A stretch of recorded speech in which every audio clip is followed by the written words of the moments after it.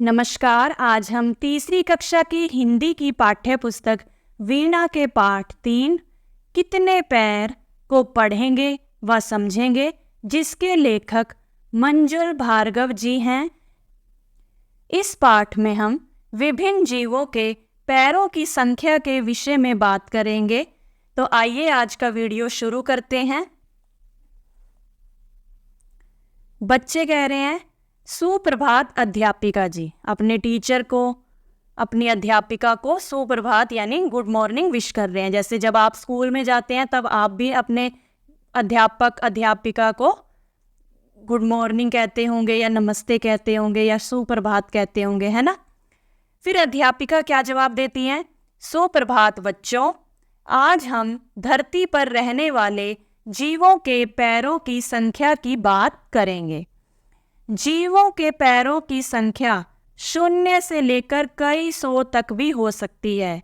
धरती पर रहने वाले जीव जो हैं, उनकी जो संख्या है, उनके पैरों की संख्या वो 0 यानी 0 से लेकर कई सौ तक हो सकती है। ठीक है। अच्छा, कोई बता सकता है कि किस जीव के पैर नहीं होते? ऐसे जीव का नाम बताना है जिसके पैर ही नहीं होते। तो श्याम कहता है, जी हाँ अध्यापिका जी, मुझे पता है। बरसात में मैंने बहुत केंचुए देखे हैं, उनके पैर नहीं होते, वे पेट के बल सरकते हैं। आपने भी कभी देखा होगा बरसात के मौसम में जब बहुत ज़्यादा बरसात होती है तो केंचुए थोड़े हल्के ब्राउन काले से रंग के होते हैं, वो भूरे और काले से रंग के, और उनके जो हैं वो पैर नहीं होते और वो अपने पेट के बल सरकते हैं। और इसके अलावा जैसे सांप के भी पैर नहीं होते, वो भी रेंग कर चलता है। ठीक है। फिर अध्यापिका कहती हैं, बहुत ठीक। अब कुछ 2 पैरों वाले जीवों की बात करेंगे। इन जीवों को द्विपाद कहते हैं। द्वि का अर्थ होता है 2, पाद का अर्थ होता है पैर। ठीक है। मनुष्य के अतिरिक्त यानी मनुष्य के अलावा आप और कोई द्विपाद बता सकते हैं? अब से भी मनुष्य क्या है? द्विपाद हैं, यानी कि उनके 2 पैर हैं। ठीक है। चाहे आप हो, चाहे मैं हूं, चाहे कोई भी हो मनुष्य। ठीक है। सभी के 2 पैर होते हैं। तो आपको बताना है कि मनुष्य के अलावा और कोई द्विपाद बताना है हमें जिनके 2 पैर होते हों। ऐसा जीव हमें बताना है। फिर रमेश कहता है, क्यों नहीं, सारी चिड़िया द्विपाद ही होती हैं ना अध्यापिका जी। कि अध्यापिका को कह रहा है कि सारी चिड़िया, जितने पक्षी होते हैं वो द्विपाद ही होते हैं, उनके 2 पैर होते हैं। यहाँ पर आप चित्र में देखिए, ये जो चिड़िया है इन सभी के क्या है? 2 पैर है ना। अध्यापिका कहती है, बिल्कुल सही कहा रमेश। अब हम यदि पशुओं की बात करें तो यह बताइए कि आपने कभी किसी ऐसे पशु का नाम सुना है जिसके 2 ही पैर हों? देखा है आपने कोई ऐसा पशु जिसके सिर्फ 2 पैर हों? क्योंकि कुत्ता, बिल्ली, गाय, भैंस, ये सभी क्या है? पशु हैं, लेकिन इनके तो 4 पैर होते हैं। तो हमें बताना है कि ऐसा कौन सा पशु है जिसके 2 ही पैर हों। क्या आपने उसका नाम सुना है?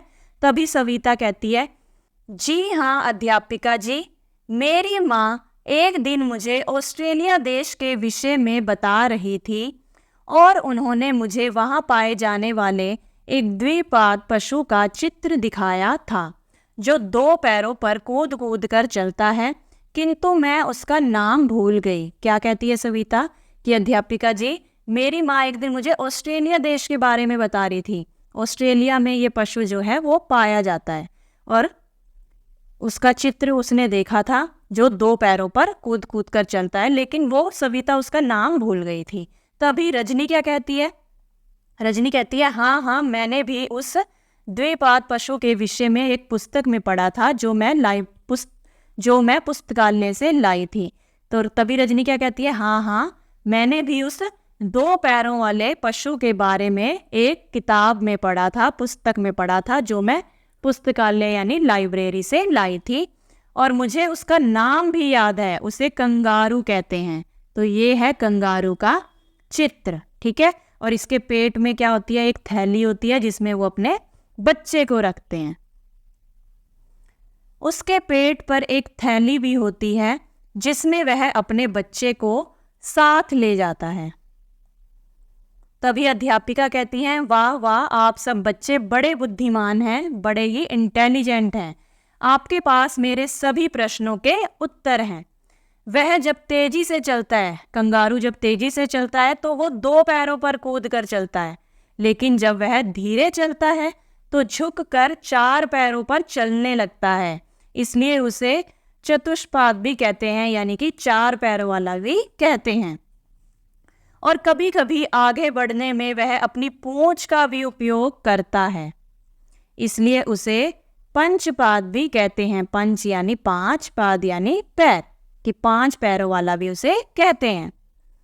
वैसे अधिकतर पशुओं के तो 4 पैर ही होते हैं, जैसे गायें, भैंस, और जैसे ही अध्यापिका बोल रही होती है तभी समीर कहता है कुत्ता, बिल्ली, घोड़ा, और फिर वीणा भी बोल पड़ती है बकरी, गधा, बंदर। इन सभी के क्या होते हैं, 4 पैर होते हैं। फिर रफिया बोलती है मेंढक, उदबिलाव, घड़ियाल। रमेश कहता है शेर, चीता। फिर विपिन भी कहता है जेब्रा, जिराफ। और अध्यापिका फिर क्या कहती हैं, बहुत सही बच्चों, आप सबको तो बहुत सारे पशुओं के नाम आते हैं, लेकिन अब देखते हैं कि भिन्न भिन्न कीटों के पैरों के विषय में आपको कितना पता है। अब हम कीट के बारे में बात करेंगे।